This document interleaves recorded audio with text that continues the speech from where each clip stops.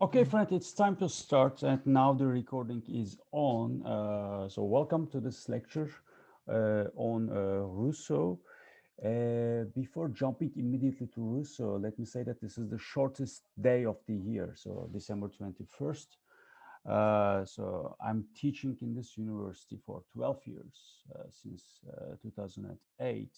And each time I start my course on the spring term, I said, okay, spring terms means optimism. Okay, so we will have longer days, we will have better weather, which also means that so now in the second half of December, so we are surviving the most pessimistic, the most dark days of the year, which also means that so for us it is time to close slowly the term. So now you are done with your book exam as well.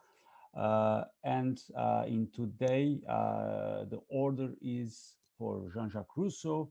So we will be discussing the third political philosopher under the banner, under the title of social contract theory. So as you will guess, I will start my lecture with a 7 minutes video, and kind of an opening video, as we did with Hobbes and Locke.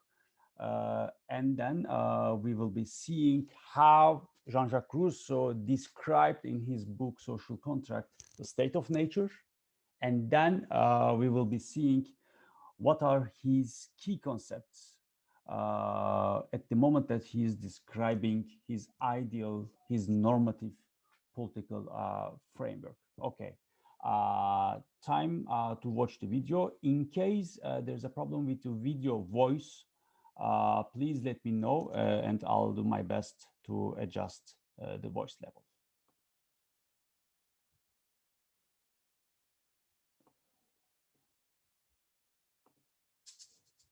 Modern life is deeply attracted to the idea of progress.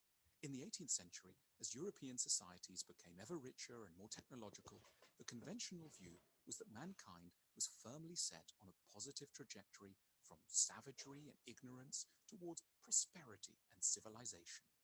But there was at least one 18th century philosopher who violently disagreed and who continues to have very provocative things to say to our own era. Jean-Jacques Rousseau was born to an educated watchmaker. Wait a minute. I guess this way of watching is better because then we will be losing the subtitles, and sometimes they are necessary. In Geneva in 1712.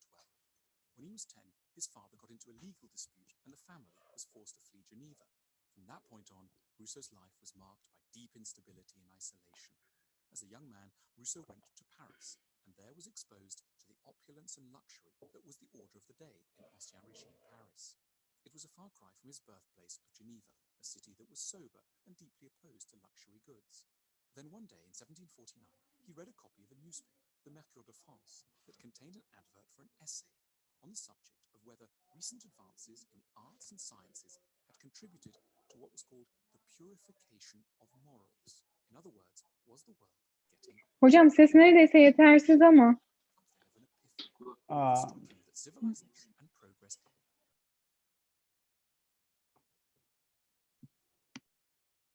Okay, wait.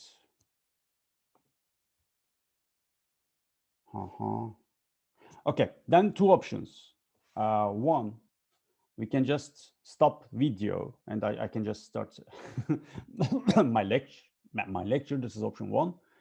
And then you will be watching the video after the lecture on your own, which is not something very difficult because in the presentation, so you have the YouTube link already. The second alternative is to watch the video with the subtitles. Okay, it's a moment of voting. Let me hear you. Okay, it's better that you watch later. Jaran, okay. Others, yes. Ardahan, okay. Yep. Okay, the first alternative. Yeah, okay, let's go for the first alternative. Then let me close this YouTube link.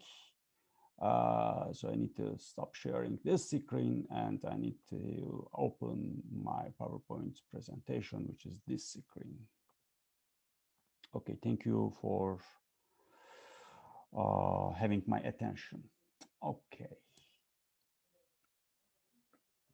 The video is somewhat interesting because remember my question that I asked you in the midterm about Protagoras. So I gave you a 2 pages summary, and in the 2 pages summary, there was no mention of Protagoras as a political theorist. More or less the same thing is valid for this video as well, simply because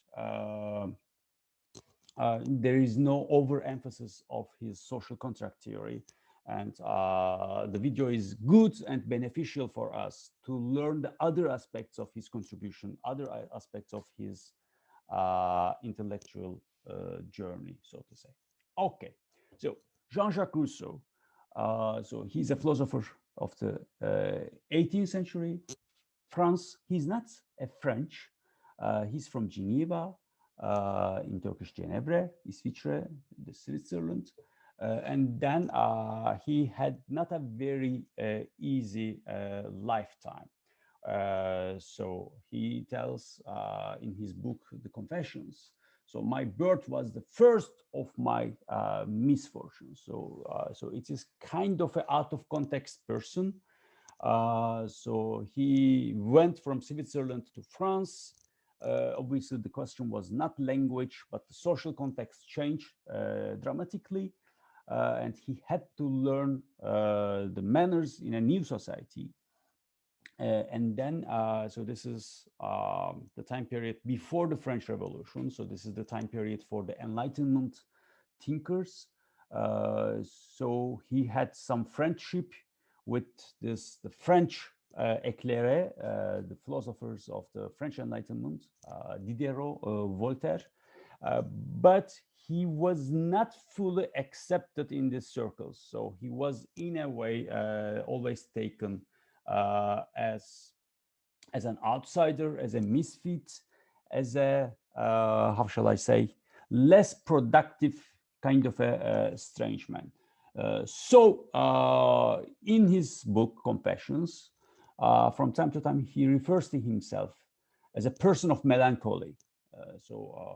He was somewhat depressive, somewhat lonely, somewhat isolated from society.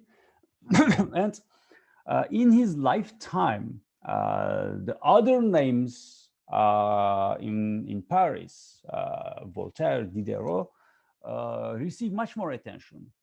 And the public opinion at that time took the other philosophers contributing to the Enlightenment thinking as more important philosophers. And so there was no enough attention attributed, given to Rousseau. But now we know that his contribution to philosophy and his contribution, especially to political philosophy, was much greater compared to other people at that time. He was a much more sophisticated philosopher, especially when you compare him to Voltaire. Okay, so in the video as well, you will find more about his life story. So we don't need to go to the details right now. One thing is, please pay attention to this date. So this is the publication year of the Social Contract book, 1762. And before this book, this course on the origin of inequalities has been already published. So this is the second major book of him. He wrote also novels. The most famous one is being Emile, a novel on education. But for today's discussion that we are going to have here, this is not relevant. So we will be focusing mostly on his book, Social Contract, together with the discourses on the origin of inequalities. Okay. So this is the three big names that still we are dealing. We know that each of them describe on their own in a specific manner the state of nature. Okay, so Here is the quotation from Hobbes. So the life of a man in a state of nature is poor, nasty, brutish, and short. Okay, war of all against all. So this is the Hobbesian version of the state of nature. When we arrive to Locke, so the description is totally different. And this time he is talking about the state of nature as a state of peace, goodwill, mutual assistance, and preservation. Please especially underline when we are thinking about John Locke, the mutual assistance emphasis on state of nature. Okay, so this today is for Jean-Jacques Rousseau, and in both of the books, Discourse on the Origin of Inequality and as well as the Social Contract, he gives us a description of state of nature. Okay, time to focus on the quotation. The philosophers who have inquired into the foundation of society have all felt the necessity of going back to the state of nature. Okay, obviously it includes Hobbes and Locke and others, but we will see that so the main target of Rousseau is again Hobbes. So as it was the case with John Locke, Rousseau as well is having a critical dialogue. He is attempting to refute the Hobbesian understanding of the state of nature. Okay, so the philosophers felt the necessity of going back to the state of nature, but none of them has got there. Implicitly, in a hidden way, he says that, okay, no one precisely knows what was happening there. Okay, every one of them, in short, consistently dwelling on one's avidity, oppression, desires, and pride, has transferred to the state of nature ideas which were acquired in society, so that in speaking of the savage, in speaking of the state of nature, they describe the social man. According to Jean-Jacques Rousseau, all the people so far who describe the state of nature, in fact, describe the modern man, the man living in civil society, the man living in a society with a state apparatus. Okay, so this is the main starting point of Rousseau, and he tells that, okay, gentlemen, you are making a methodological mistake. And what is the methodological mistake? You gives us, especially he is targeting Hobbes, you gives us a state of nature by depending on your knowledge about today's society. And you know very well the modern personhood, the modern individual in a modern society, and then you describe the people in the state of nature according to this, your knowledge of the modern society. And for Jean-Jacques Rousseau, this is a major methodological mistake. Okay, so here we need to keep something in mind. Yes, he has been living in the second half of the 1700s. As we all know, let me write this important date in the chat box. So this is just before the Age of Revolution starts, okay? With 1789, we will have the French Revolution, and now everybody is in search for new order, establishing something from scratch, establishing a new society, a new political system, so on and so forth. And everybody is thinking about, okay, this is the age of enlightenment, this is the age of modernity, and everybody realized that, okay, something is going on. Everybody is very enthusiastic about the result of the Industrial Revolution. So the age of discovery is already achieved. So the mentality of the people in Europe is changing, and everybody is very happy about all of these things. Rousseau, on the other hand, asked a very interesting question. and he tell us, okay, are you really happy in this modern world? Okay. How many of you watched the movie A Star Is Born? Okay, there's a beautiful song in this in this movie, and in itself, the movie has nothing to do with Jean-Jacques Rousseau, but Rousseau is one of the first philosophers who asked in the modern time, let me put it this way, in the last centuries, this question: are you happy in this modern world? And when you will be watching this video, you will realize that he is put or he is qualified with the adjective of romanticism.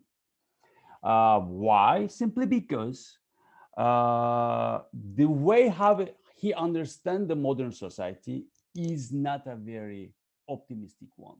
And for him, the modern civilization, the modern European societies in Switzerland, in France, so it's not a source of happiness for him. Now let's focus on this, the most famous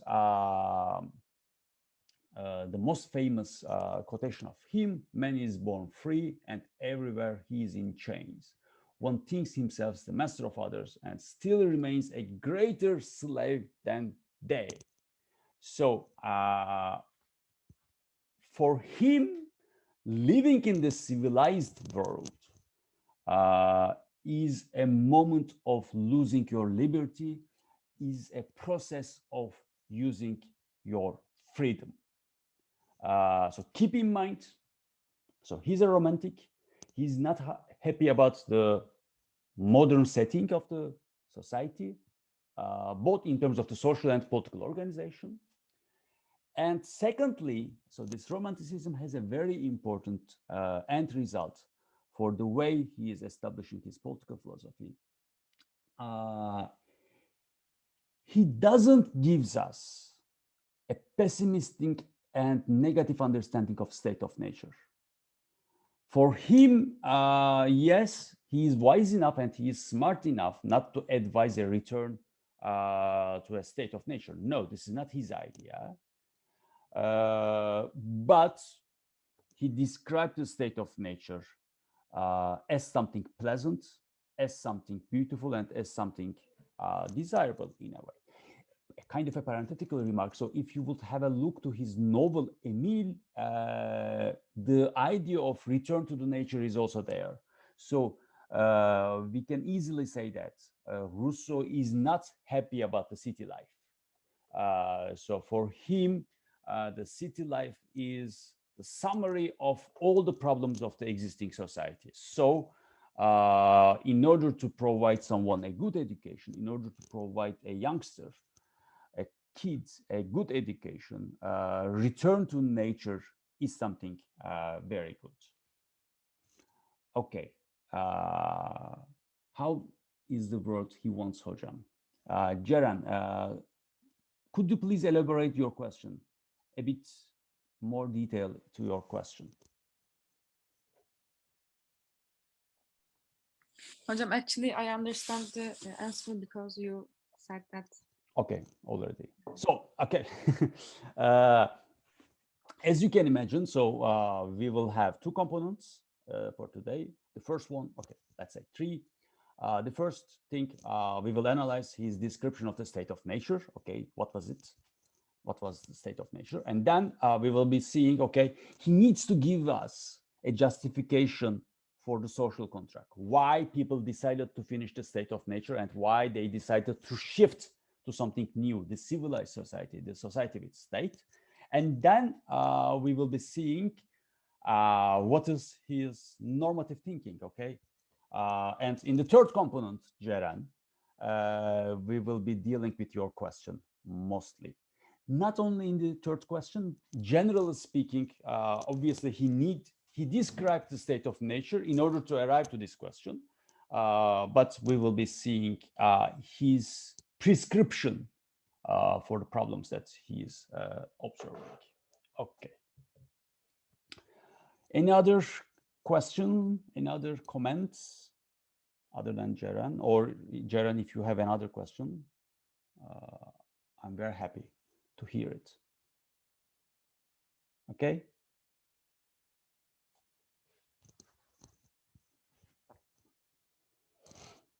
Okay.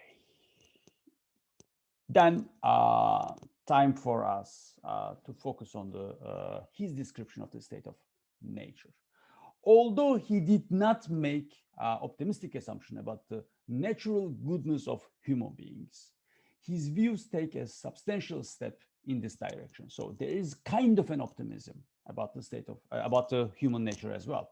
Like Hobbes and Rousseau, I'm sorry, I restart this second bullet. Like Hobbes and John Locke, Rousseau assumes that human beings are primarily motivated by desire for self-preservation, something commonsensical almost. Okay, this is his starting point. So we all do have a inclination for self-preservation. Yet Rousseau also believes that this is not the end of the story.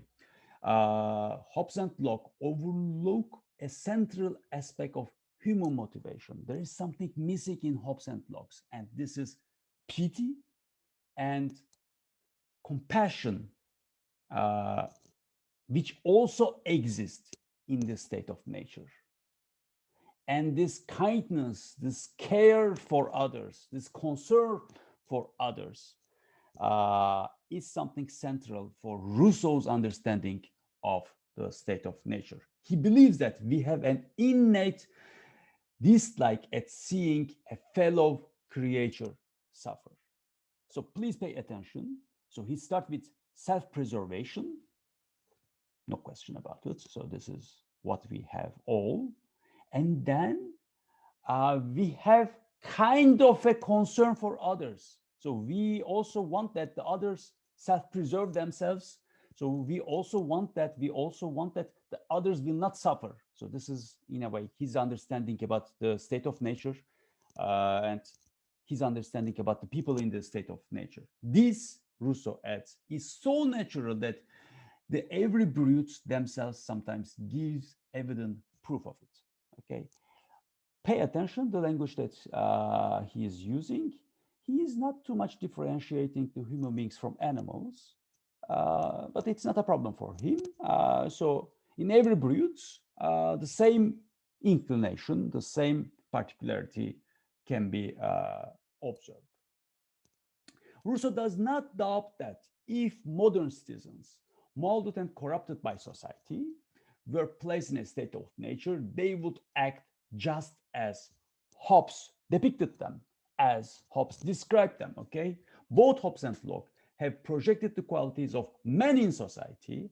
So this is the modern human beings, men in the bourgeois society, onto the savage man. Okay, what does it mean, savage?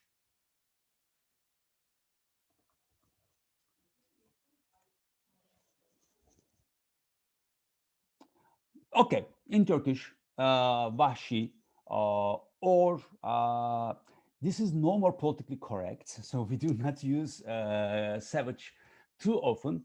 But as we are analyzing a historical writing, so for today, it is acceptable. When he refers to savage, it refers to the state of nature. So savage, according to Rousseau, is before civilization. Civilization start with the establishment of the state. Civilization start with the social contract. Zalim, cruel, no. According to Rousseau, savage is not equal to cruel. Okay. Okay.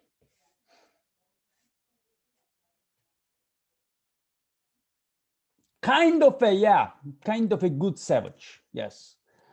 Good savage versus bad modern. Good savage versus evil modern. That kind of a story that we have. That is, both Hobbes and Locke have depicted socialized threats as if they were natural, as if they existed in the state of nature. So Rousseau follows this with a second claim. When we understand how savage man behaves, motivated by both self-preservation and pity for others, the state of nature would be far from Hobbesian state of war, and even in some respect preferable to a more civilized condition. Okay, even more preferable to a more civilized condition. Does not mean that Rousseau is advocating a return to the state of nature. For that, it would be impossible for us, softened by the society. Still, for him, still for Rousseau, it is something of a matter of regret that we have grown civilized. So, yes, Gregor, thank you so much. So this is kind of a good savage meat, or you may say that, okay, the good old times meat, okay? This is the reason that actually I open my lecture with this quotation, okay? So the shift from state of nature to the modern civilized era is losing liberty. Yes, it is the case for Hobbes and Locke, but when we are reading Rousseau, the nostalgia is for the state of nature is even more visible. Like Hobbes, Rousseau argues that notions of law, right, and morality have no place in the state of nature, and so clearly he cannot mean that we have a natural impulse to follow a moral law. But unlike Hobbes and Locke, Rousseau claims that we generally try to avoid harming others, not because we recognize that harm is immoral, but because we have an aversion to harm, even when it is not our own harm. So we don't want to cause harm as well. According to him, according to Rousseau, we are naturally sympathetic to others and are upset by their suffering. So we take steps to avoid this as long as we can. So avoiding harming others is something central for him in the state of nature. Okay. Then what is his position with respect to scarcity? Because we also know that it is kind of a moment of disagreement between Hobbes and Locke. And for both Hobbes and Locke, the scarcity question in the state of nature played a vital role to describe what was the problem. Okay. Edith, yes. Can I ask you something? What do you mean by the good savage? Like, I really cannot picture in my mind that like I thought savage man as away from thought of philosophy, or in this frame away from the state of nature. I'm sorry, I didn't want to say, hey, I want to say hojam. Okay, forget about this hating. So it is totally okay, no problem.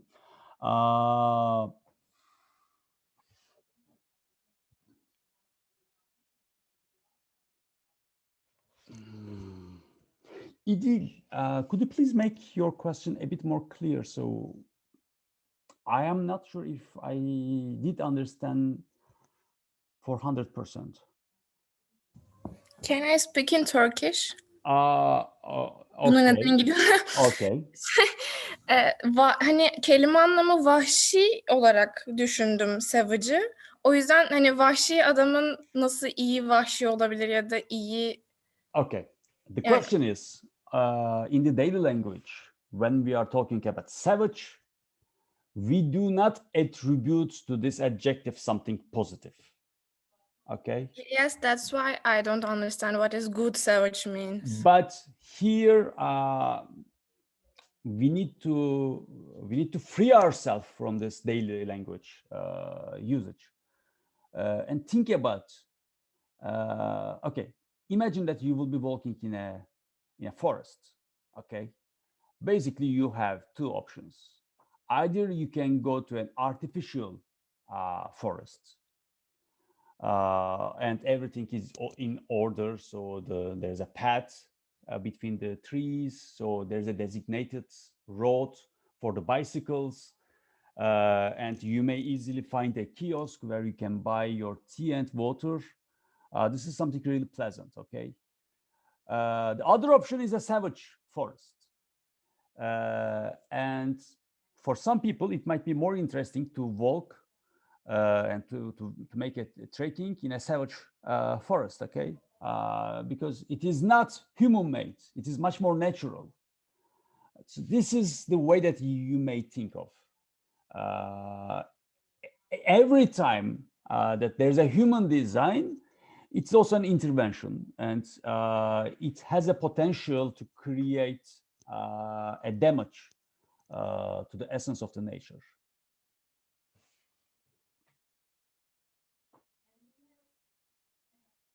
Yeah, Typhoon, I completely agree with you. So I need to read this Typhoon comments. Isn't it exactly that Rousseau says our conception of savage is what is dictated by our current society and is in fact a reflection of our current society and the modern state of mind. So what we have been learning in the socialization process, both in the family and the early school. So we have been taught that, okay, savage is something bad. You need to civilize the savage. And Rousseau is maybe the first person who's saying that, okay, wait a minute.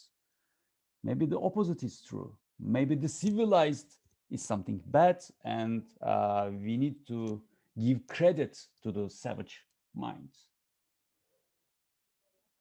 Okay, Idil. I jumped to Gregoire's comments. Actually, I think we can argue that here we also see the Western-centric view of the Enlightenment, because somehow here savage, even if it is supposed to be positive, is opposed to the civilized. But here civilized is based on Western view of civilization, which will be later deconstructed by anthropologists like Levi-Strauss. It might be why it is confusing too. Yes, and especially after Levi-Strauss and other anthropological intervention in the 20th century, savage is no more a concept that we are using. So if you are talking about a community which is not integrated to the modernity, we say that, okay, you may even, then you may say tribal, okay, it is even, it has own problem. Now we reject any kind of hierarchy between the people who are living in a modern setting and the people who are living in a non-modern setting, the nomads, the isolated people in a small island in the middle of an ocean. There are still some of these communities. For instance, it is not possible to go, but if you go to Brazil, Amazon forests, there are still some communities in this Amazon habitus living in a almost full isolation with their own way of perceiving the life, with their own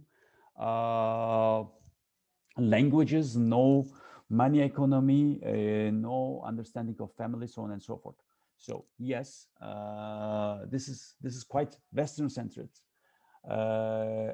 And another kind of a parenthetical remark following Gregoire's last comment.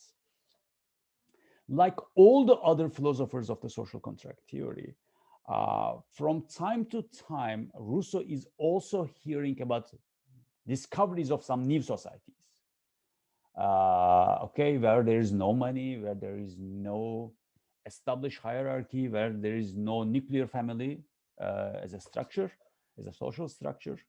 And he received that kind of a news from Caribbean, for instance, and he says, okay, look, so if we analyze, if we think about the people living in Caribbean, so they will tell us the possibilities of life in state of nature. And from this Caribbean people, we may learn what was the life of a savage people. So briefly put, let me return to Idil's first question. When he is referring to savage, yes, it is inevitable to translate this savage into Turkish as vahşi, but he doesn't have something negative in his mind. For him, it is just the opposite. So for him, this is something positive. Okay, the question of scarcity. Okay, any other comments, another question before I continue with scarcity issue? Okay. He's aware of the fact that in a condition of scarcity, natural compassion does not seem enough to hold off the threat of war. Why? For a very simple reason, yes, pity, yes, care for others exists in state of nature, but before this, concern for others, self-preservation is part of human beings. Therefore, a condition of scarcity may lead to a threat of war. Rousseau tries to avoid this type of problem by supposing that savage man has few desires, and relative to those desires, goods are more likely to be obtained by hunting and gathering than by taking them from others. Okay, so you see how making philosophy works. You are aware of the fact, you are aware of the risk of inconsistency, and then you adjust your description. Okay, and you say, okay, this is, they don't have too much desire, so you need to find a solution for your setting. Okay, and he claims that the savage, the people in the state of nature, is a solitary being, rarely coming into contact with others, and there is not even the family structure, the family, the nuclear family in state of nature. He speculates that children would leave their mothers as soon as they could survive on their own, and that among savages there would be no permanent union of man and woman. So there is no marriage, there is no family. Compassion is not a strong enough sentiment to create a family bond, he thinks.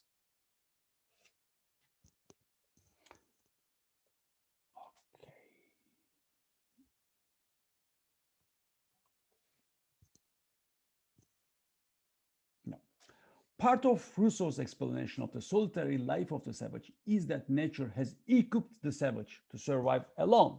So this is the gift of the nature, so to say. The savage desires only food, sexual satisfaction, and sleep, and fears only hunger and pain. Natural solitude rules out any desire for glory or reputation, for the savage takes no interest in others' opinion. Okay. How we would, okay, glory is something very easy. It's kind of a military victory. How we would translate reputation into Turkish? What does it mean, reputation?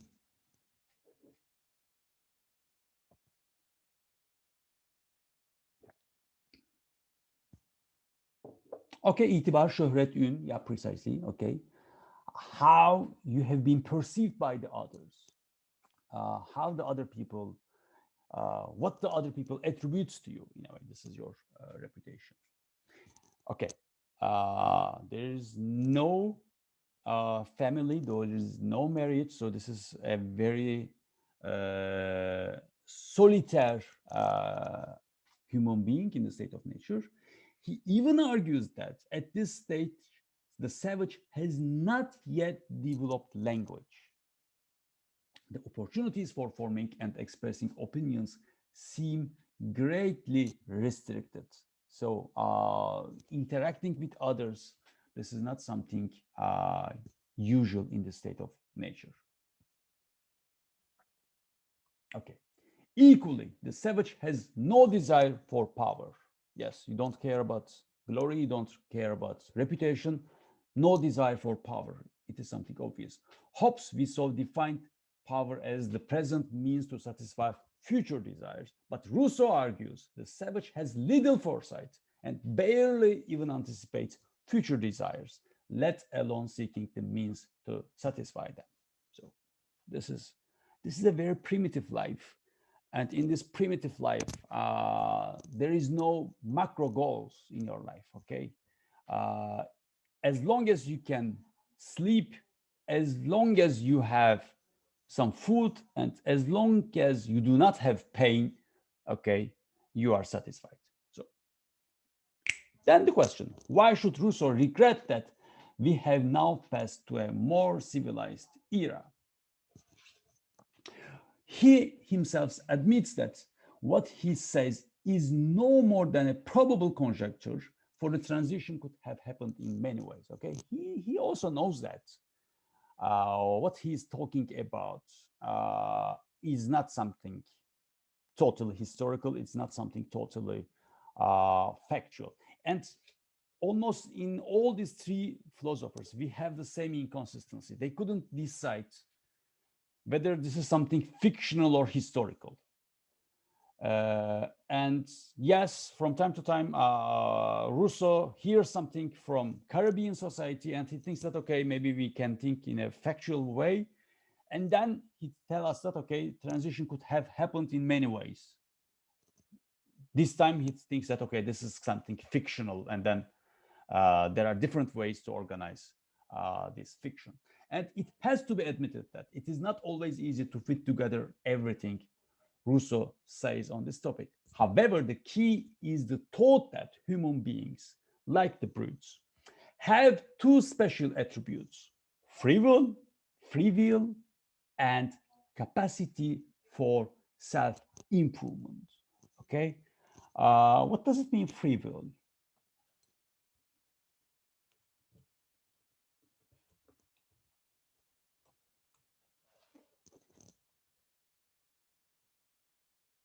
Yes, this is the best translation to Turkish.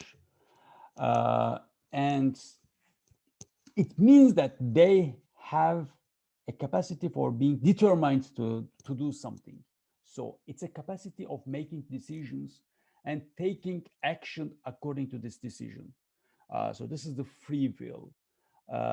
And in most of the time, yes, we have some free will, but our will is limited by the conditions and by the rules of the society that we are living in. So this is one thing. This is the first attribute. And the second attribute is capacity for self-improvement, especially the second capacity. The self-improvement dimension of the story is important for Rousseau because he knows that he needs to tell us a story of problem, because if there is no problem, there is no end of the state of nature. And then he derives the problem from this capacity of self-improvement. Let's see how. The state of nature, as set out so far, lies deep in human prehistory. The condition of infant man, the early man, the savage, who spends time wandering up and down the forest without industry, without speech, without home, and equal stranger to war and to all ties, neither standing in need of his fellow creatures, nor having any desire to hurt them, and perhaps even not distinguishing them one from another. Obviously, what do you expect? Okay, there is no language, so everyone you see around is the same. So there is no personal ties that you may develop by naming your friends. Okay, so what happened next? With the beginning of the path of civilization, or the path to civilization through the first exercise of the capacity of self-improvement. This is about the development of tools in the struggle for subsistence, a struggle brought about, Rousseau speculates, in an increase in population. So now we are coming to the issue of scarcity. And he thinks that at the beginning, state of nature was not a situation of scarcity, but with the increase in population, then the subsistence, the minimum food necessity becomes a problem. It is interesting that Rousseau sees innovation and not Hobbesian competition as the primary response to scarcity. Okay, innovation, this is something important. So this is connected again to the self-improvement capacity. Here, Rousseau is probably relying on the idea that as the savage has a natural aversion to harming others, most will prefer to get what they need by working for it rather than taking things from others. Okay, you see how optimistic his description? He is optimistic about the state of nature. He's optimistic about the human nature. He's optimistic about the capabilities of the human beings. And it is innovation to make work easier, tool making, that first awakens man's pride and intelligence.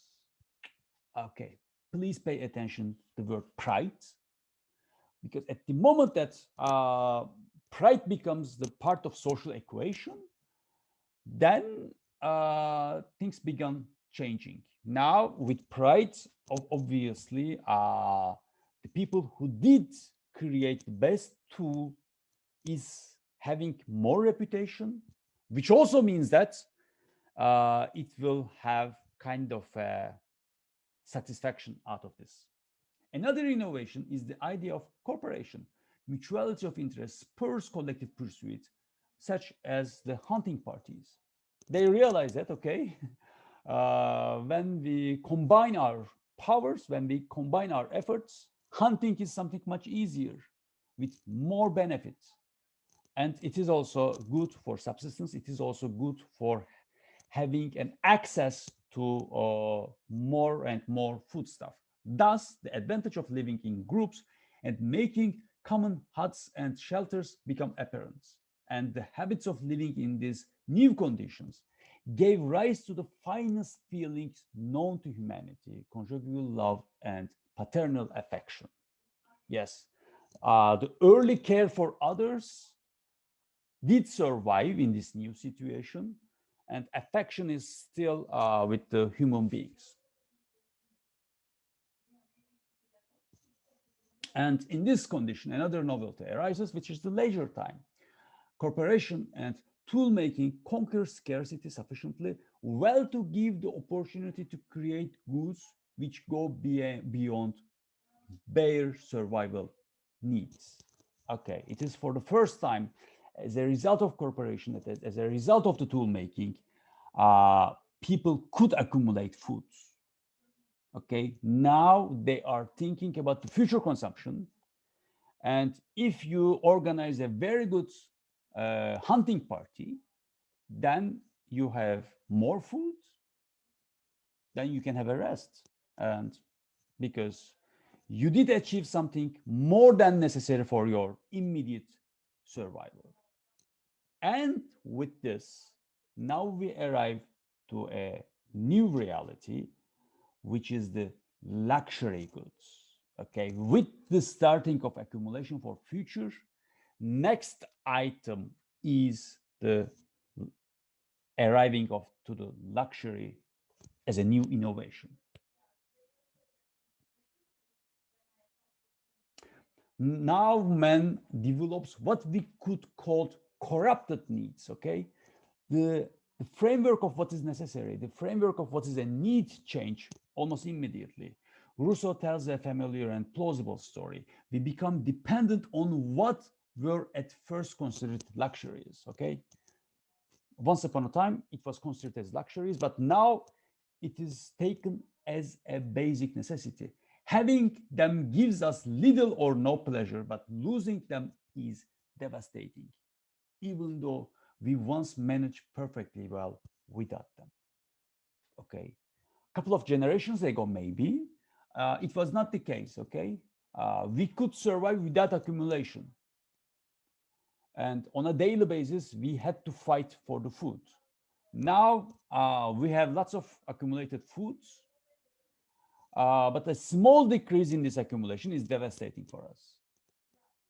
Okay, this is the framework. As societies develops, so the languages and the opportunity for comparison of talents. Okay, this comparing with others is something very dangerous, according to Jean-Jacques Rousseau. This gives rise to pride, shame, and envy. Okay, for the first time, an injury is treated as an affront, a sign of contempt rather than a simple damage. And those who injured began to seek their revenge. So this is a new thing in the state of nature. As the state of nature begins to transform itself, causes of dissension and strife break out. But even so, Rousseau says of this stage that it must have been the happiest and most stable of epochs, the real youth of the world. A just mean between the savage natural indolence and stupidity and the civilized beings inflame pride. So this is a intermediary stage in his macro understanding of the history.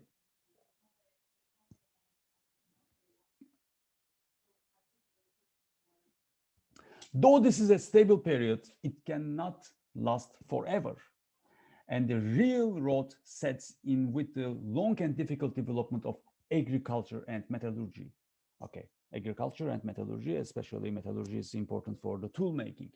From here, it is a short step to claims of private property and rules of justice. Okay,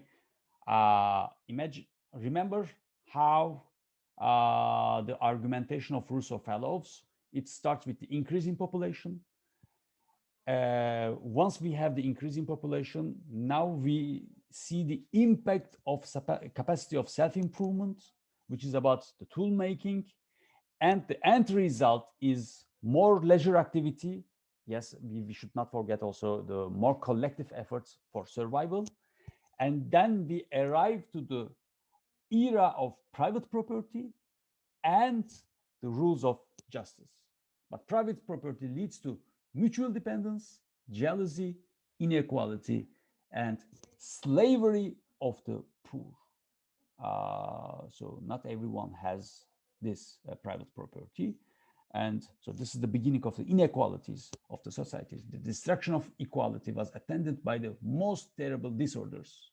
Okay, so he lists the disorders and conclude that the newborn state of society thus gave rise to a horrible state of war. Pay attention at the end. So we are still within the book of discourse on the origin of inequality. So this is the moment Rousseau arrived to the state of war in the state of nature. Okay, we arrive at war not as part of the initial state of innocence, but as a result of the creation of the first basic societies.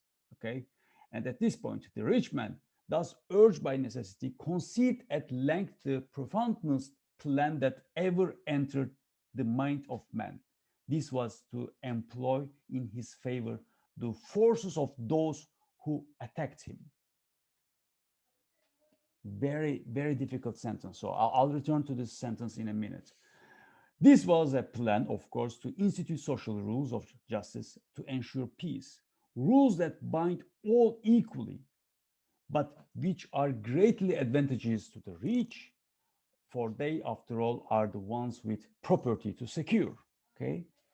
Thus, the first civilized societies with an established law and government, okay, the societies after the social contract are born. And once more, we see the emergence of civil society taken to be a response to a situation of war or near war in the state of nature. Okay.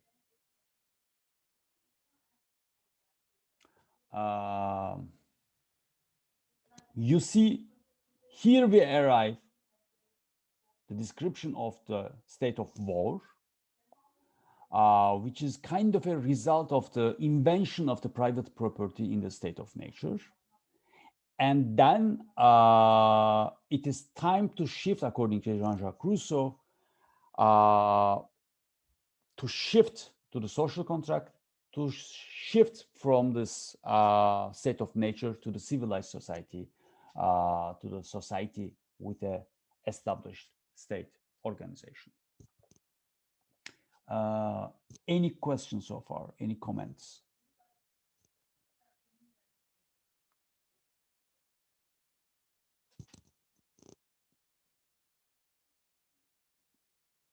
Okay, time for a 10 minutes break. Okay, so I will start 10 past 2, a bit of 13 minutes break maybe. And we will be dealing with this question. Okay, we will be discussing this sentences. Okay, what does it mean? How did it function? Okay, I'll see you in 10 minutes. Okay. Typhoon, I will be reading your comments during the break, and at the beginning, I will also address your question, okay, or your comments.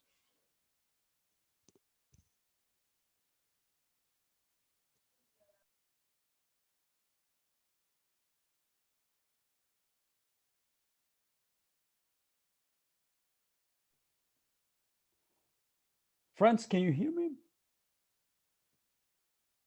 Okay. Yes. Now it's time to start for the second hour. Okay. The first thing that we need to do is to focus on Typhoon Jam's comments in the chat box.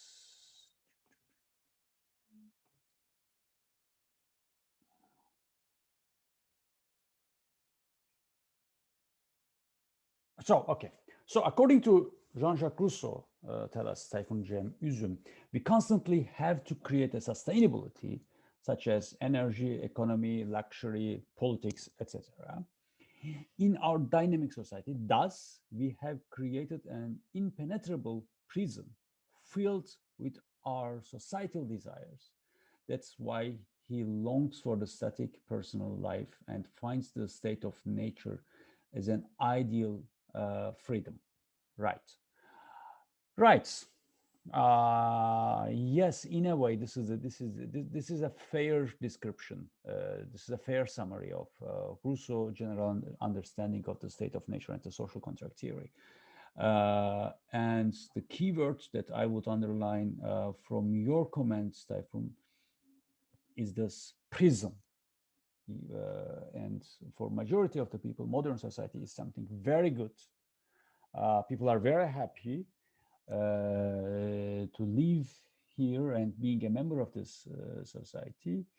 But yes, Rousseau thinks that the human-made things, such as luxury, such as modern life, such as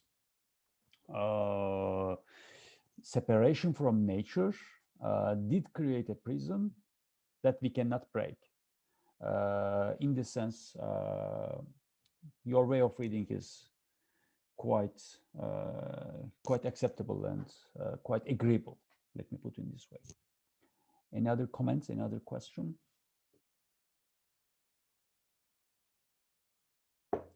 Okay. Thank you. Then we left before the break at this sentence. Okay. A quotation from Discourse on the Origin of Inequality. So Rousseau is giving us the framework about the making of the social contract. So why people decided to shift to the civilized age, why people decided to establish the state. The rich man, thus urged by necessity, conceived at length the profoundest plan that ever entered the mind of man. This was to employ in his favor the forces of those who attacked him. Okay, what does it mean? What do you get out of this sentence? What do you understand by this sentence?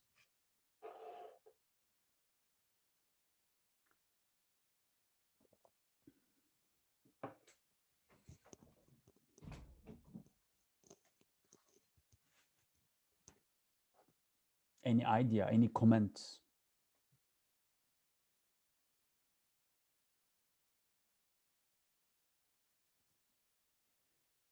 Bourgeois find a way to employ working class power against themselves. Okay, yeah, the rich versus poor, the people with lots of private property versus people without private property, or as you put it, bourgeois, the working class. Okay, this is not my way to describe the situation, but okay, so we get the point. But how come? How come to employ the power against themselves?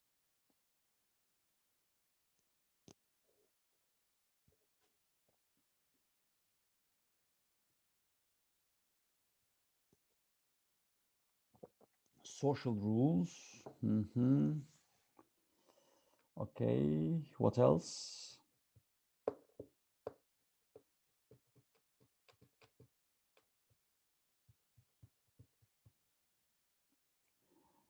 And establishing private property as a right and as a component of the new legal system. True.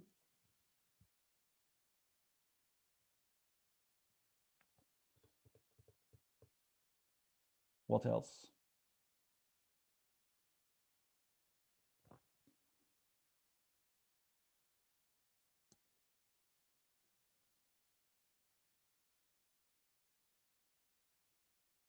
Okay, please underline this sentence from the discourse of the origin of inequality, and I'll be returning to this sentence in 2 minutes time. Okay, before the break, we stated that, okay, it was kind of a state of war in the state of nature, or a near war situation happened there. Therefore, the solution to this, Halima, good afternoon. I know. All of a sudden, so I read another line in the chat box. No, okay. The solution to this problem is the making of the social contract. And this is a voluntary association, okay? The problem is to find a form of association which will defend and protect with the whole common force the person and goods of each associate, and in which each, while uniting himself with all, may still obey himself alone and remain as free as before. The problem is solved by the social contract, in which every individual person hands over to the community, the public person, all his power and all his rights. The condition of the contract may be reduced to one, the total alienation of each associate together with all his rights to the whole community. Okay. The conditions of the contract may be reduced to one, the total alienation of each associate together with all his rights to the whole community. Okay, and then David Muskamp speculates maybe it is possible to think that the institutional remedy offered by Rousseau is as dangerous as Hobbes' version because at first look it is not too much different from Leviathan, unlimited power and authority. Rousseau, of course, supposes that so far from producing a tyrannical monster, his social contract has opened up a pathway to a new and splendid liberty, and that this will have happened because of the unique nature of the public person formed by the free willing of the individual's person. Okay. The solution to this near war-like situation is the social contract. And if I return to this sentence, okay, so employing the force of the poor people in order to attack them or in order to establish the new system, now we may better understand this situation. Why? Because the main reason of this war-like situation is private property. And then it's the beginning of the inequality. What does it mean, inequality? Only few people do have this private property. In this quotation, it is called as the rich man. And then majority of the people, and keep in mind there's an increase in population as well, majority of the people do not have this private property. What is the force of those who do not have private property? Now their force is included.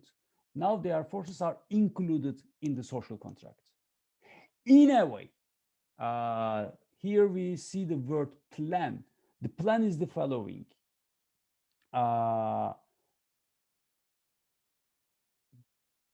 This is a new system, and you tell these people that, okay, look, now you have your signature on the new social contract. And now you are part of a public personality. You are part of this state. You are part of this civilized society. And hence, you need to accept these inequalities. Is it clear for all of us? Is it clear what was the plan and how the force of the many people are employed against them?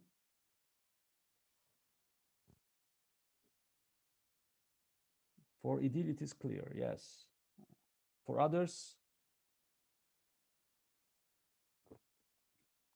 okay. Thank you so much, Typhoon. So I really enjoy this because if there's a problem, obviously you need to say that there's a problem.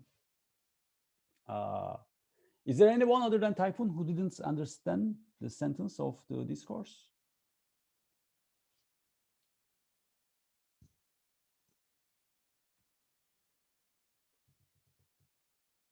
Is it only Typhoon in this virtual classroom who did not understand this quotation? I don't believe this, okay? Thank you, Nursena, the second brave person. Any other one? Okay, what I don't understand is that he says he's against inequality somehow, but then it is based on the social contract. And for me, the social contract was a good thing for him. Oh, maybe the not most desirable thing. Definitely, he divides the state of nature into two. The early period versus the late period. The late period is characterized in the state of nature by private property, by fight for reputation, so by a competition about who did create the best tool, so on and so forth. So this is not his cup of tea, but maybe the best part, the best period ever for him is the early period of the state of nature.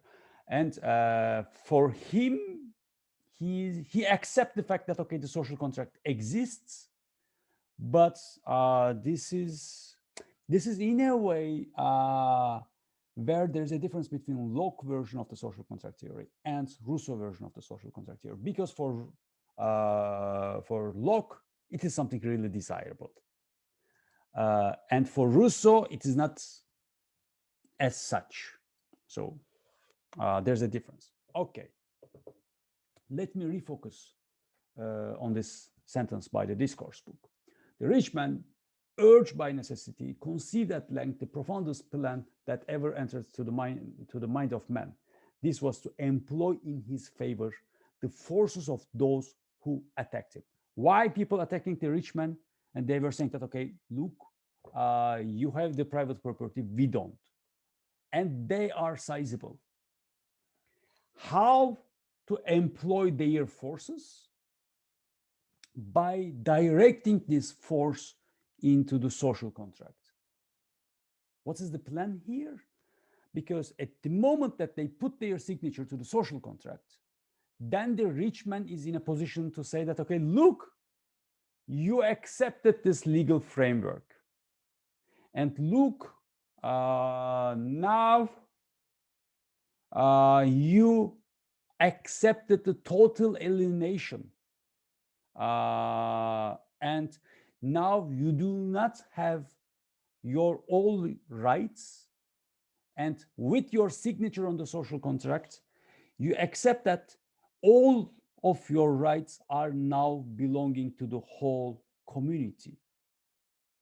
Okay, here it is referred as whole community, and here it is referred as public person. The whole community, public person, you may all paraphrase this as a state institution, as a law and government system right now. Is it better right now? Nursena, Typhoon, others, Gregoire, is it clear? At least a bit more. Is the solution not the social contract, but mostly education for him then? I mean, more desire. I'll come to this education part. So we are not there yet. So, but so we will arrive to this education part.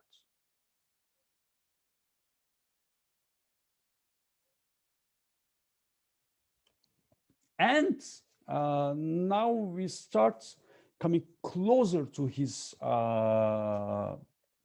important and key concept of the general will. In French, it is read as volonté générale. How can service be perfect freedom? The answer is that the social contract, where each of us puts his person and all his power in common under the supreme direction of the general will. So in a way, so here you transfer all your rights to the whole community. Yes, there are different names for this whole community, and yes, public person, state. And in Rousseau political philosophy, the most important concept to describe this whole community is the general will, volonté générale. It is the law alone that man all justice and liberty. It is this salutary organ of the will of all which established in civil rights the natural equality between men. So what man loses by the social contract is his natural liberty. What he gains is the civil liberty, the obedience to a law which we prescribe to ourselves. So why this is kind of a liberty?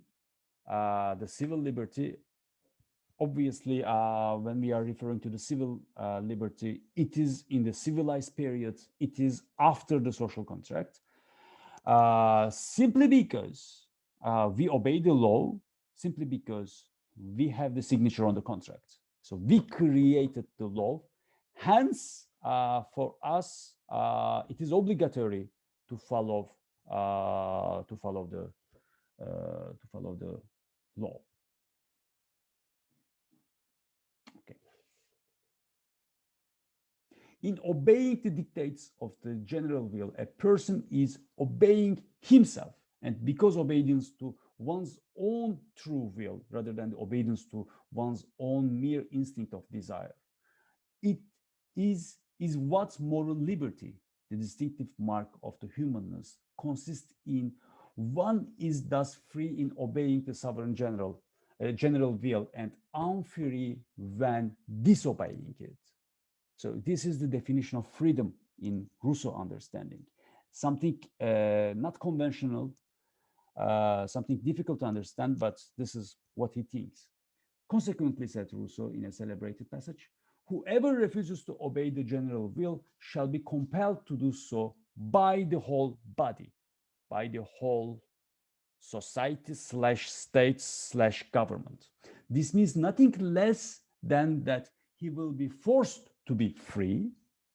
This is the key concept of him.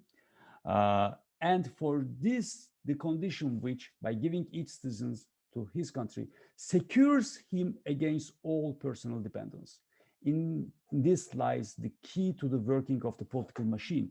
This alone legitimates civil undertaking, which without it would be absurd, tyrannical, and liable to the most frightful abuses. Okay, here the social contract theory, once again in Rousseau, as it was the case in Locke and Hobbes, perceived the ordinary people as the creator of the social contract. And it perceived the ordinary people as the creator of the legal framework. So here what we read is that as you created this legal framework, if you want to be consistent, you need to obey the law, and obeying the law will mean for you, you are free. You are enjoying your liberty. So thus the general will is like the true vanguard of the people, the infallible and emancipating will of the corporate being, the body politic, the public person, which was created by all the individual people when they willed to the sovereign all their powers and rights.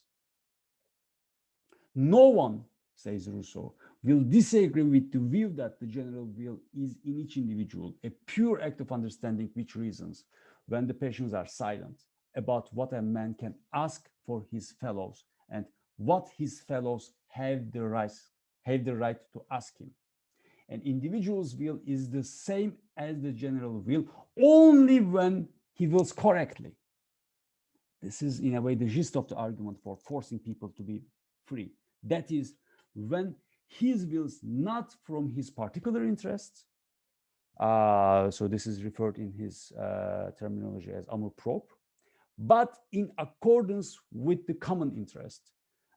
In his terminology, this corresponds to the amour de soi, a search, a care for justice. Okay, here obviously we need to open a parenthesis for this terminology, amour de soi, amour propre.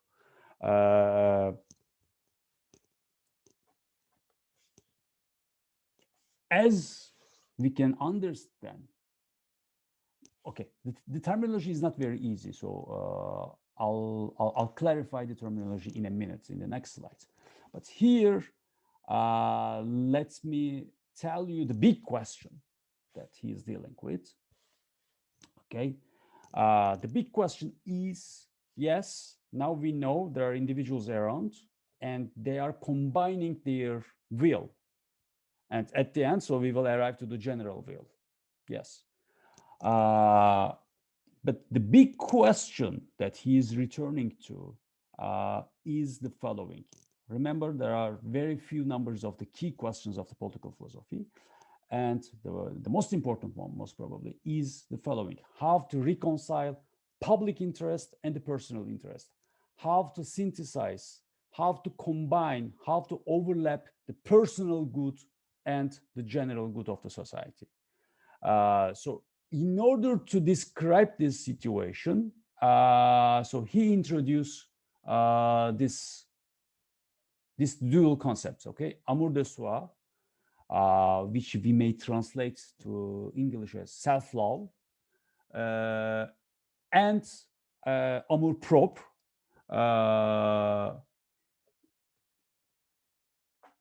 and they're very easy to translate to English, proper love. But we should always keep in mind that for him, amour de soi is something that we may find in the state of nature, in the early phase of the state of nature. And amour propre is something wrong and which is much more attributed to the modern state, to the modern era. And it is something selfish and it is something to be avoided. Do we have anyone in the group who is speaking French?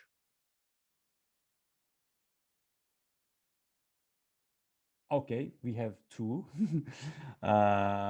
So is there anything that you want to add? Because the way how we read the phrases amour de soi and amour propre is totally unhelpful to understand his terminology. Am I right?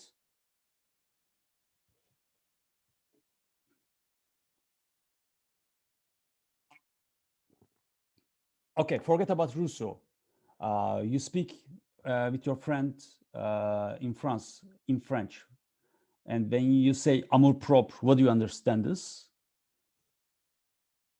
The way how I read it, when you say amour propre, it's something good, okay? The proper love. And amour de soi seems something as selfish, but his usage is just the opposite. For him, amour de soi is not something selfish. Simply, he refers to the solitude of the savage man who does not care about the reputation that he will receive from others. And when he says amour propre, he uses it to describe something selfish.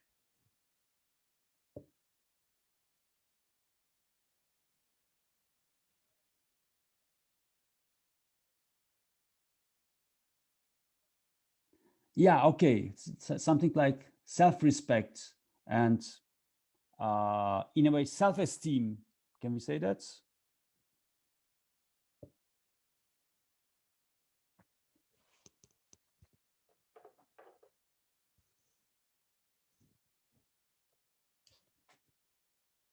Okay, Luna, anything that you want to add as the francophones of the group?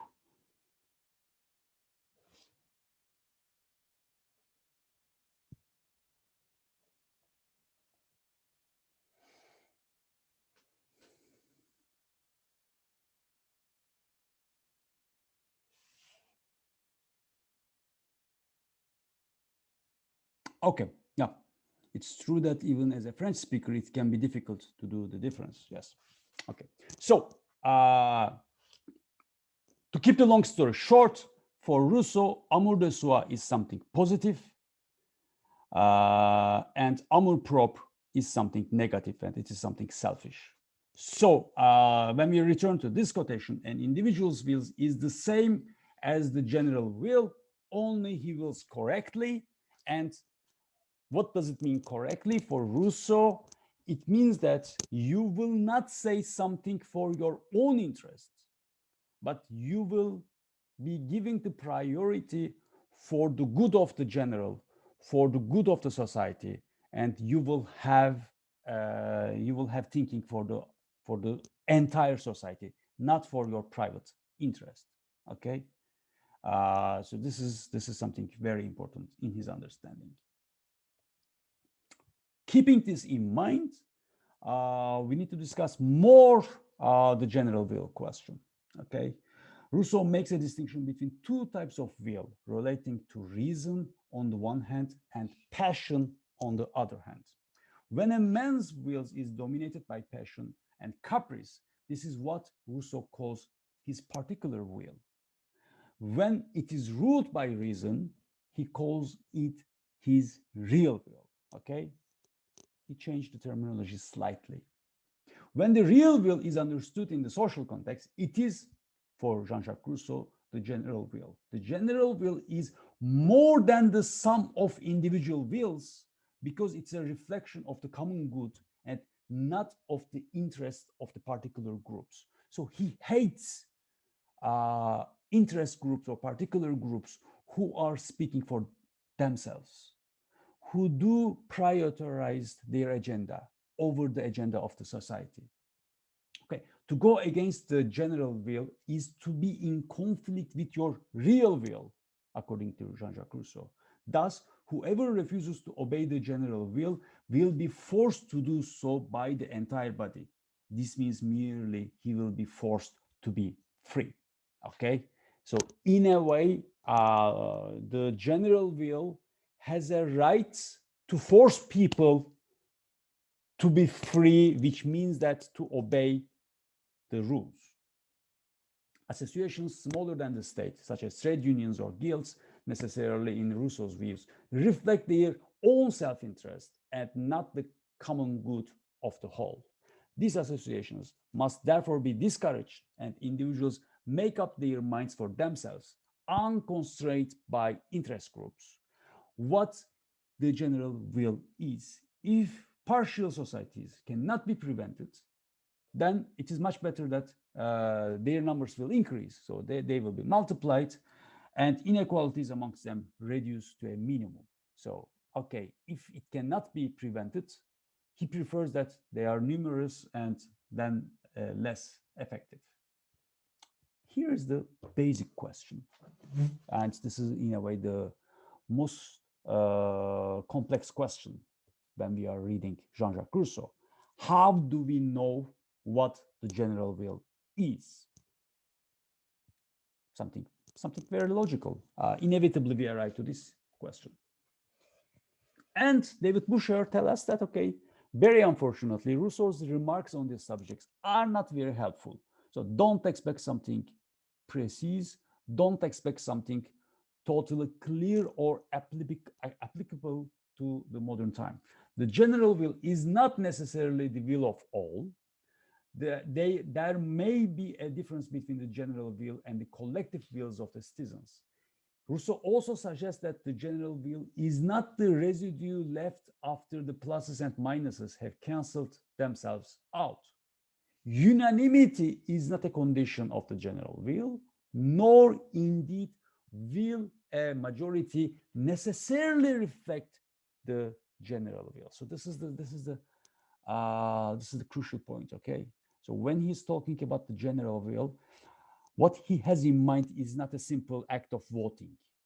Okay,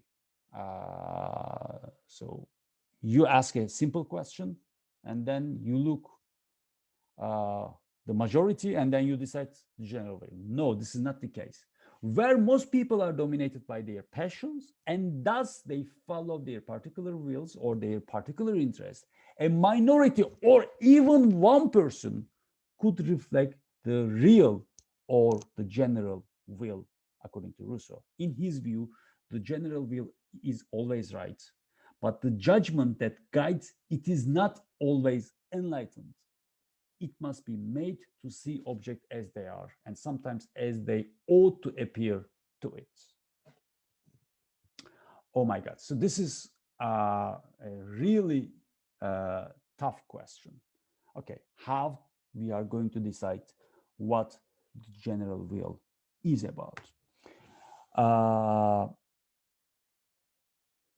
And to make the situation even more difficult, he tells us that, okay, from time to time, even a single person might know the general interest.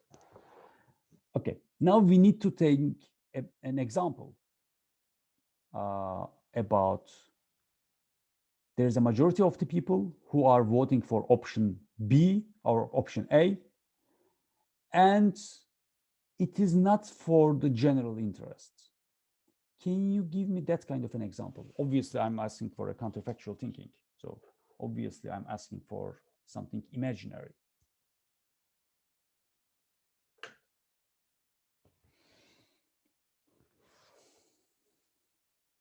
Okay, let me read this ballot that I highlighted with yellow. Yeah, okay. Will of majority necessarily reflects the general will, where most people are dominated by their passions and thus follow their particular wills. A minority or even a single person could reflect the real or the general will. So think about a situation. It might be a village, it might be a small town, it might be a country. People are voting for option B. And indeed, this is not for the good of the entire society. And the people in a minority position, or even a single person, is voicing what is good for the society in the long run.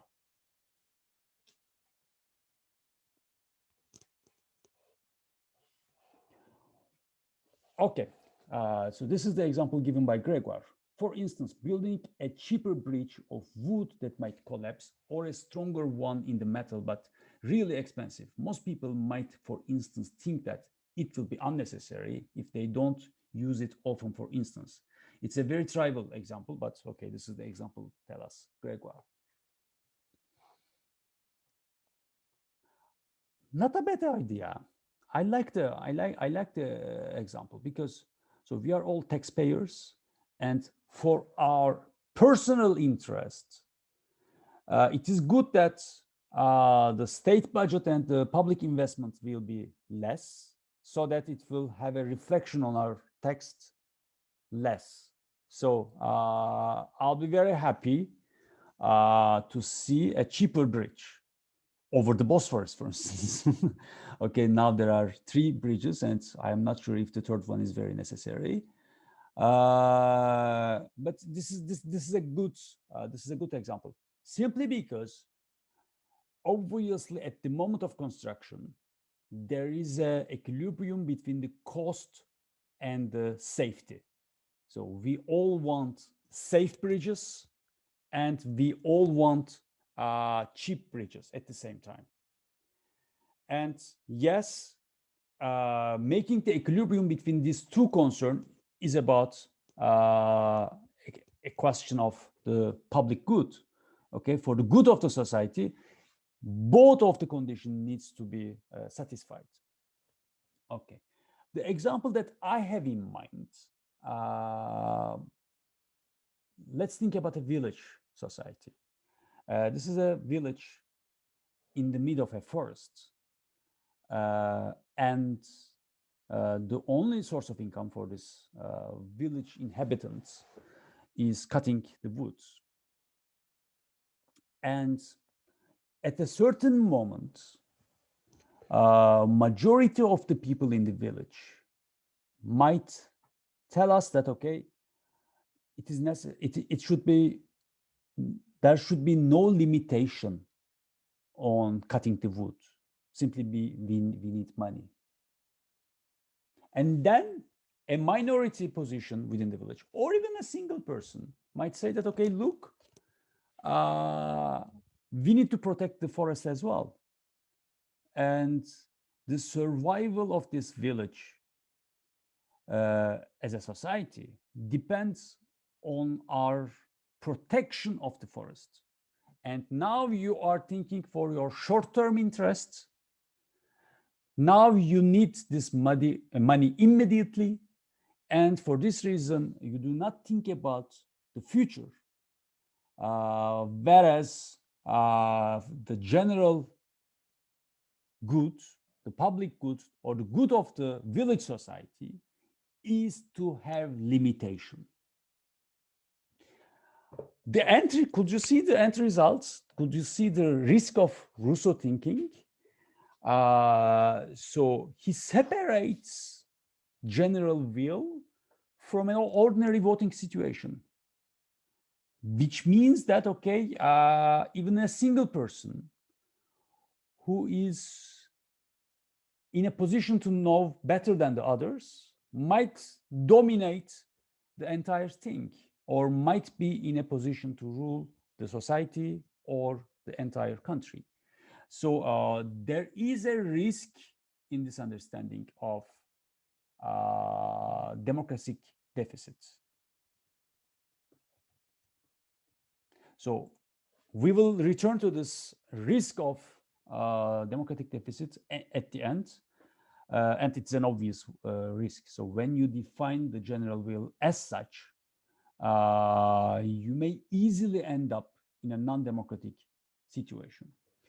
Okay, I return to Tayfun Cem Üzüm comments. More of a question than okay.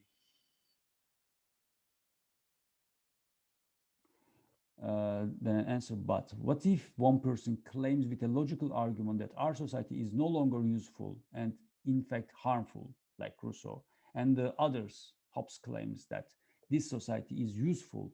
How can we differentiate between two logical arguments?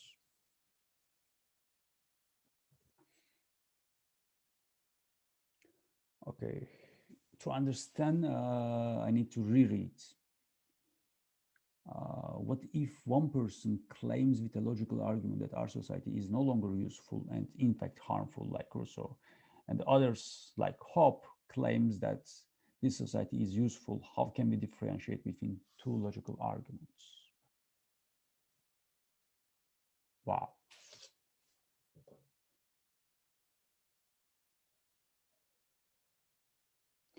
Great question. I'm thinking maybe I should be totally silent about this question and write this question in the final exam for you to discuss. Very good question. And yes, Tayfun. No, I'm kidding. I'll be doing my job and I'll be writing something else. Okay. Very good question. And yes.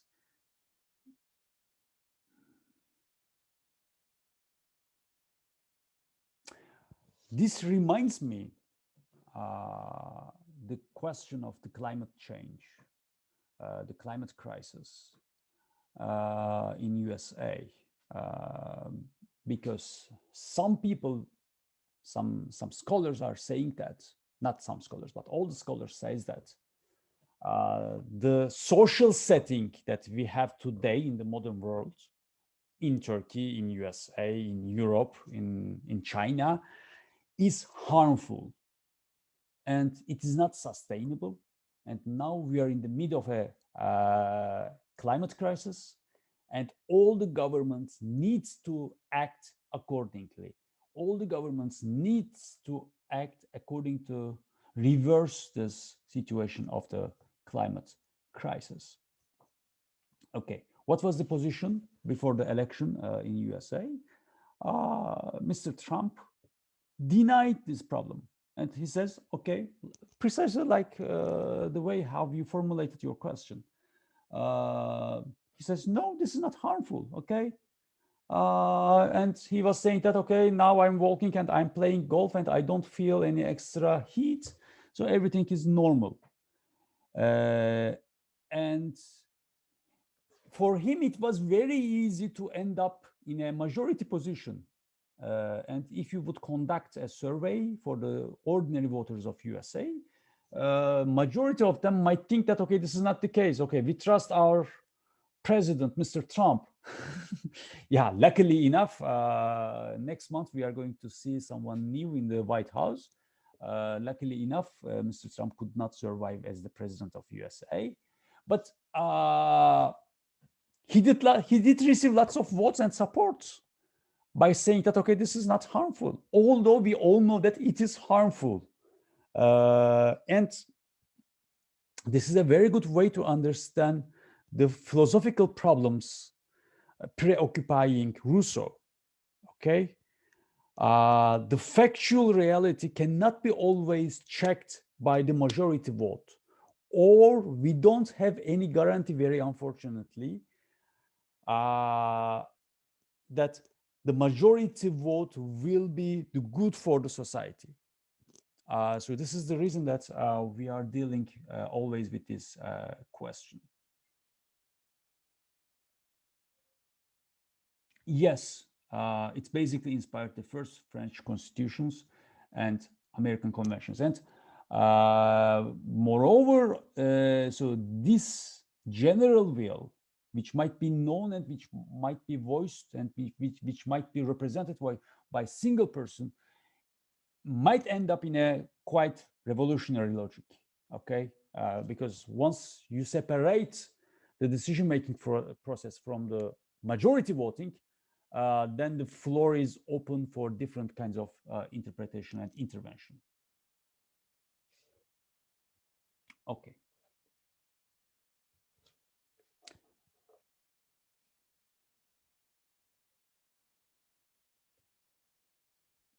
If, when people being furnished with adequate information held its deliberation, the citizens had no communication one with another, the grand total of the small differences would give the general will, and the decision would always be good. This is how Rousseau described the general will in social contract. In this quotation, there is a keyword that we should not forget.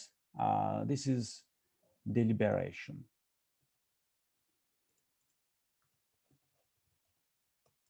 What does it mean, deliberation?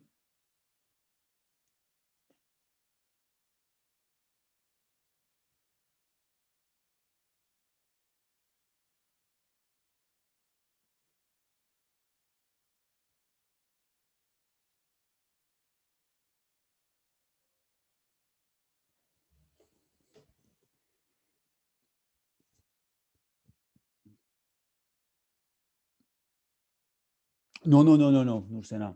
No, Typhoon. Sakınca, no. Nursena, a way of deeply thinking, İdil Söker, thinking about. Here, okay, Luna, Gregoire, deliberation, délibération.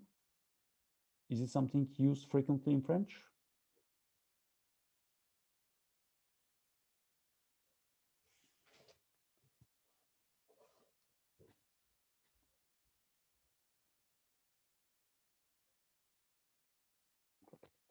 délibérer. Okay. Yes, yes, yeah. Okay. This is the meaning that Rousseau thinks about. It's a common discussion. It's a public debate. So this is the way that we have to note. Public debate. Not publica, but public debate. And very unfortunately, Rousseau does not give us detail about how to reach the general will. He says that, okay, once you are equipped, once you are furnished with adequate information, then you go for a process of deliberation, and then the end result is the general will. Okay. And there are a couple of preconditions for this deliberation process. So as we saw already, so the parties of the public debate, the parties of the deliberation will not voice their particular interest, but will be thinking as if they are always privileging the good of the society, the good of the entire society and entire community. Okay.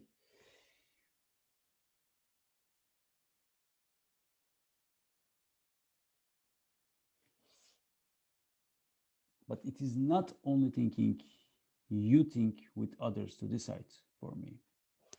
Thinking, it's not only thinking, you think with others to decide. Yeah. Yes. I guess there's a comma in your sentence. And it is kind of a collective decision-making process. For instance, for this course, we are not reading Habermas, the contemporary political philosophers, but for him as well, the debate in the public sphere is named as a deliberation. And in his book, The Structural Transformation of the Public Sphere, obviously, Habermas making reference to Rousseau. So this is a moment of discussion in order to have a collective decision-making process. For instance, do you remember the taxi debate in Istanbul Metropolitan Parliament, the local council in Istanbul Parliament?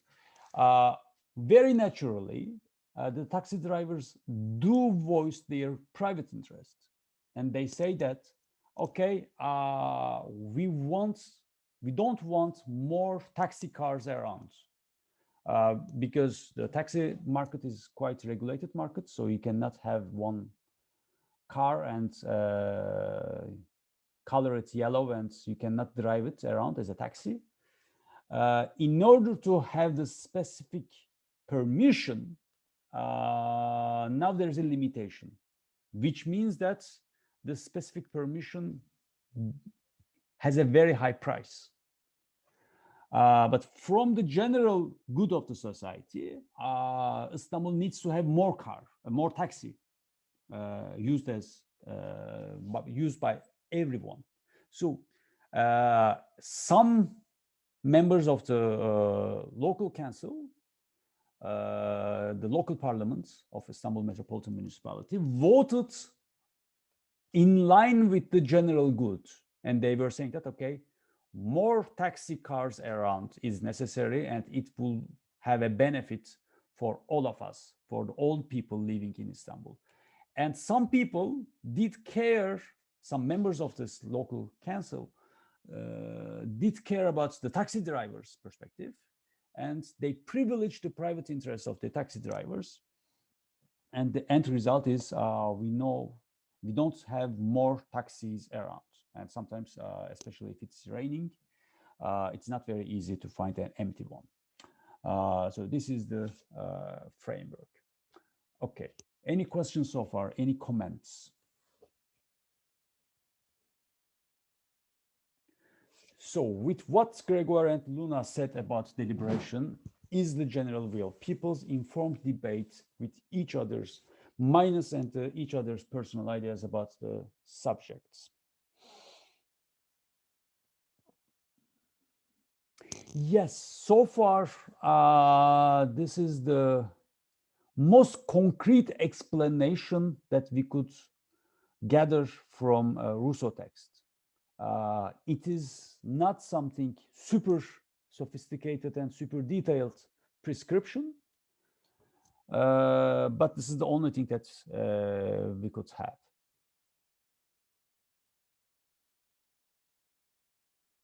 I have a question about this quotation, actually, that the citizens had no communication part might go against the very idea of deliberation, but okay.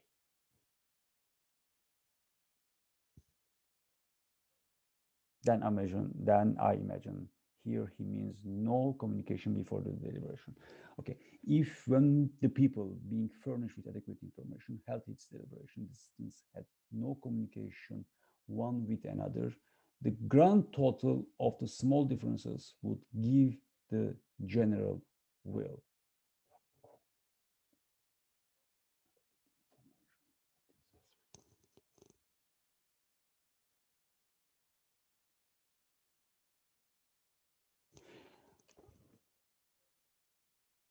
Yes, this is also what my thinking. Or we may even say that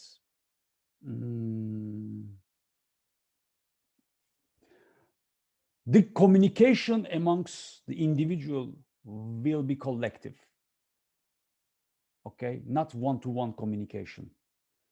So, so he encouraged that. Okay, we will see that he's supporting the idea of civic duty, and he thinks that with education and with other activities, so we need to encourage the civic duty. So in a way, he thinks that everyone needs to participate to the decision-making process, but not on one with another. So the way how I read this quotation is the following. So the communication needs to be collective as well. Why?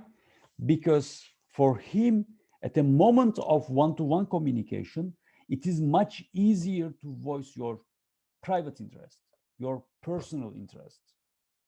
Whereas at the moment of deliberation, at the moment of collective decision-making, like a local parliament, by default, you will have a higher chance to voice and to think about the general will and the general good of the society.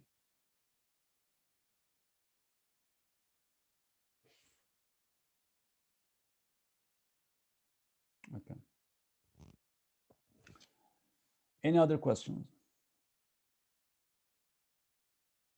Okay, now I stop for today. So we are not done yet with Rousseau, but I guess we may stop very easily today.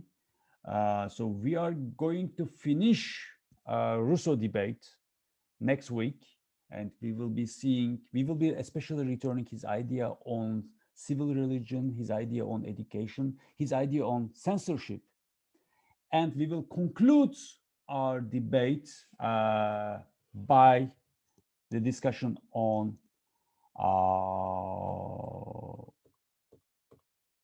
forcing people to be free.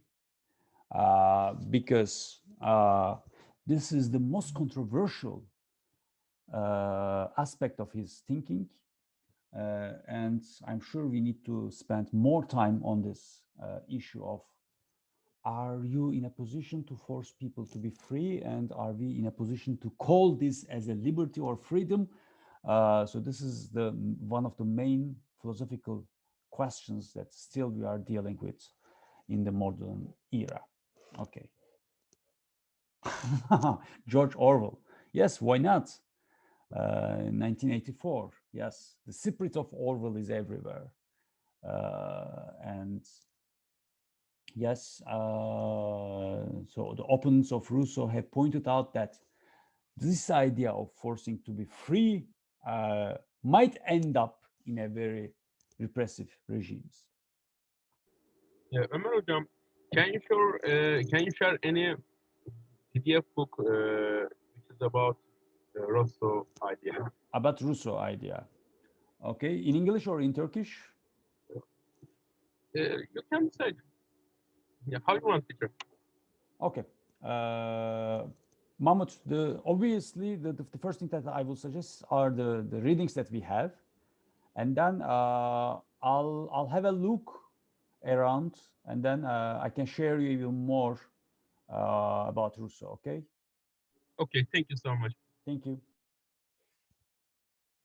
More questions? More comments?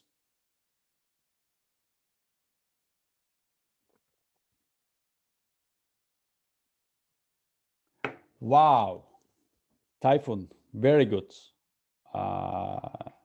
Yes, this Callicles-Socrates debate.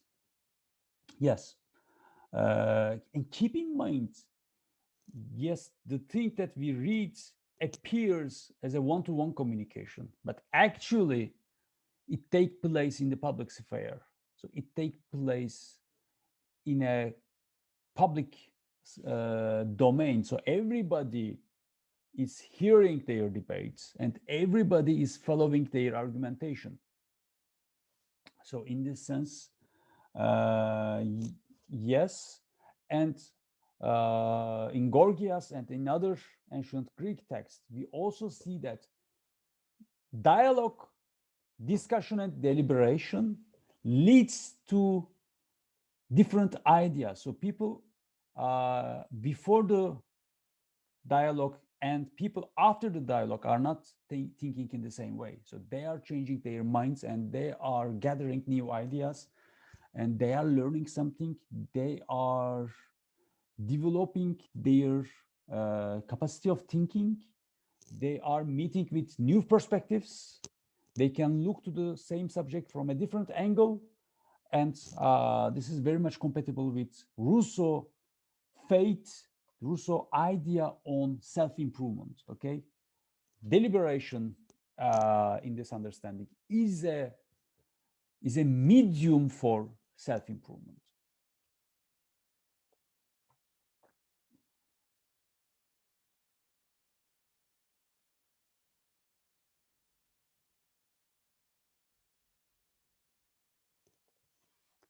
More questions, more comments.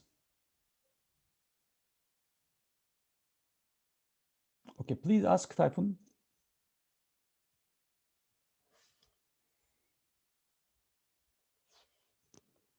Didn't we say that they were forced strict by the property owners rich? So essentially, they did not really consent like Hobbes, where they all understood necessity and consent on social contract. In Rousseau, people are not necessarily inconsistent if they break the law.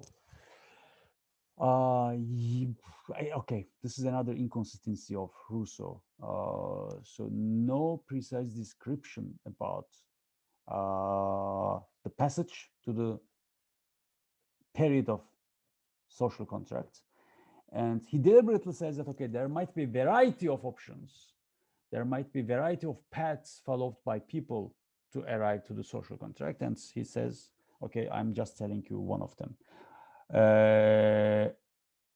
And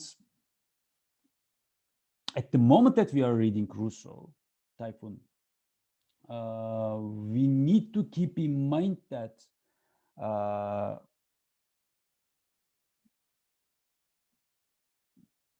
he is not totally compatible with the idea of democracy. So in a way, his idea of the general will inevitably leads to a democratic deficit. So this is not type of Locke understanding of liberalism, assuming that the new political system is established as a result of the contract, okay? So it is something different. So so we will discuss more this next week by comparing Hobbes, Locke, and Rousseau. So this will be the second task of next week. So each three philosophers do have their own particular understanding in this way.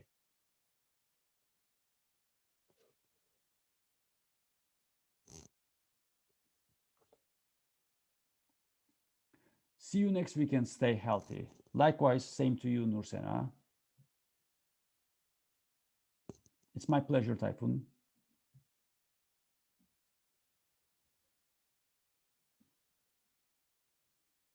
No, the format-wise, the final exam will be pretty much similar to the midterm and to the book exam that you had, which means it will be a take-home exam, which also means that it will last for 24 hours, and it will be an open book exam.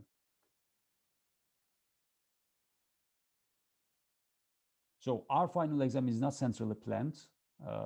So we are designing the rules on our own.